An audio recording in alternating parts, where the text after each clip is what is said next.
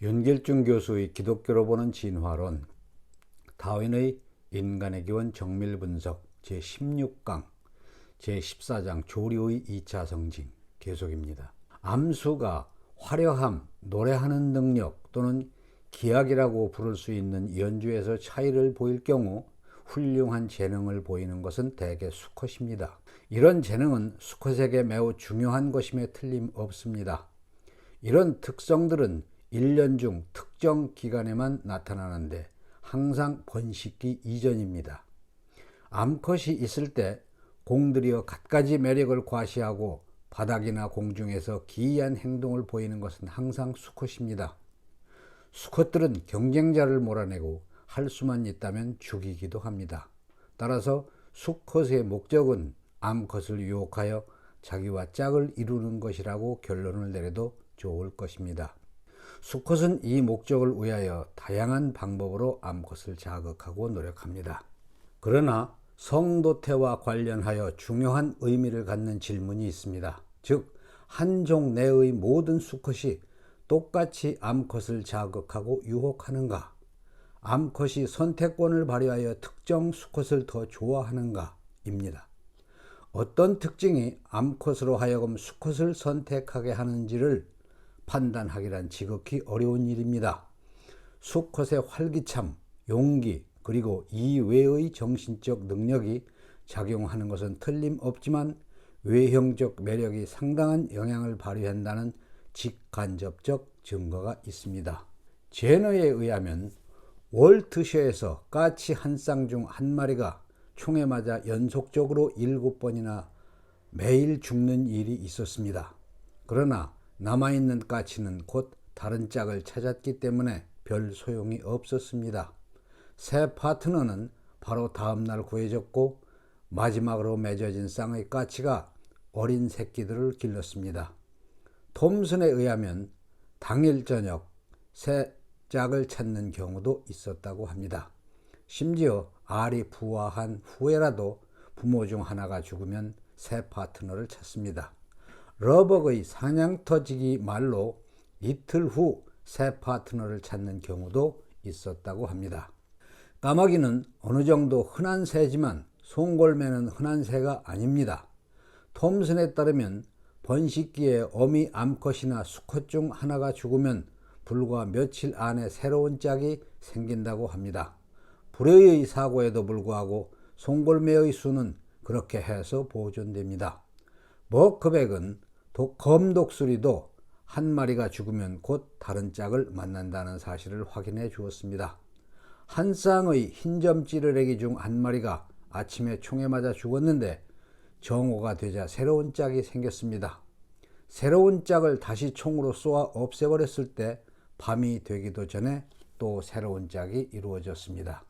이런 사실들은 주목할 가치가 있습니다. 잃어버린 빈자리를 즉각적으로 대체하는 새가 많은 이유는 무엇인가? 봄철에 까치, 어치, 까마귀, 자고, 그리고 이외의 새들은 항상 짝을 이루는 것을 볼 수 있으며 절대로 혼자서 살지 않습니다. 때때로 셋이서 함께 살기도 합니다. 흰점 찌르레기, 까마귀, 앵무새, 자고가 여기에 해당합니다. 자고는 두 마리 암컷이 한 마리의 수컷과 두 마리의 수컷이 한 마리의 암컷과 사는 경우도 있습니다. 그런 경우 이들의 결합은 쉽게 깨지며 셋 중 하나는 홀로 된 미망인이나 호라비를 찾아 쉽게 짝을 이루곤 합니다. 암컷이 특정 수컷에게 종종 반감이나 호감을 나타내는 일이 있는 것을 보면 저런 상황이 불가능한 것은 아닐 것입니다. 암컷이 더 매력적인 수컷을 선택하는지 처음 만난 수컷을 무조건 받아들이는지에 관한 문제를 논의하기에 앞서 새들의 정신 능력을 간단히 고찰하는 것이 좋을 것입니다. 인간에게서 보듯이 추리 능력은 강한 애정, 예리한 지각, 아름다움에 대한 취향과 병행합니다. 여기서 우리의 관심은 마지막에 언급된 특성과 관련이 있습니다. 수컷 조류가 암컷 앞에서 그들의 화려한 깃과 장식을 과시하는 것으로 보아 분명 암컷은 구혼자의 아름다움을 식별하는 것 같으나 그들이 아름다움을 식별하는 능력이 있다는 직접적인 증거를 얻기는 쉽지 않습니다. 점박이 바우어새의 정자는 긴 풀로 아름답게 장식되어 있습니다. 램지의 설명에 의하면 섭정 바우어새는 표백된 조개 껍질과 파랑, 빨강, 검정 등의 갖가지 열매를 이용하여 자기의 정자를 장식하는데 이것이 신선할 때 정자는 매우 아름답게 보입니다. 이외에 나뭇잎과 분홍색이 도는 새싹도 있으며 이 모든 것들은 전체적으로 바우어새의 아름다움에 대한 결정적 취향을 보여주는 것입니다. 암컷이 특정 수컷을 좋아하는 경우 많은 종의 거위를 키워본 사람이라면 종들 사이에 설명하기 어려운 애정관계가 있고 또 자신의 종족과 명백하게 다른 품종과 쉽게 짝을 이루어 새끼를 키우며 산다는 것을 알게 됩니다. 폭스 목사는 중국 거위 한 쌍과 일반 거위 수컷 한 마리, 암컷 3마리를 동시에 사육했습니다. 두 그룹은 완전히 격리된 상태를 유지했지만 중국 거위 수컷이 일반 거위 암컷 한 마리에게 함께 살자고 유혹하면서 격리 상태는 깨졌습니다. 일반 거위 알에서 부화한 어린 새끼 중 4마리만 순종이었고 나머지 18마리는 모두 혼혈로 판명되었습니다. 따라서 중국 거위 수컷은 일반 거위 수컷보다 우월한 매력이 있었던 것으로 보입니다. 방금 살펴본 것처럼 한 수컷이 동종이 아닌 다른 종과 짝짓기를 선호한다는 사실은 주의를 끌만한 일이 아닙니다. 해리슨 위원은 한 암컷 비둘기가 특정 수컷에게 강한 호감을 가진 나머지 자신의 짝을 버리는 것을 관찰했습니다. 경험이 풍부한 리델은 일부 암컷은 방탕한 성벽이 있어 자신의 배우자보다 낯선 모든 수컷을 좋아한다고 했습니다. 영국의 동물 애호가들에게 음탐한 새로 불리는 이 호색적인 암컷은 매우 성공적으로 행사를 치릅니다. 오디오본에 따르면 야생 칠면조 수컷이 가축 칠면조 암컷에게 구애해야 하는 일은 간혹 벌어지고 대부분 즐겁게 야생 칠면조를 받아들인다고 합니다. 이 암컷들은 분명히 가축 칠면조보다 야생 칠면조를 더 좋아하는 것입니다. 더욱 기이한 사례가 있습니다.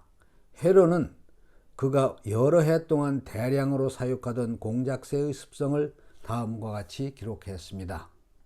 암컷들은 종종 특정 수컷에게 호감을 갖는다.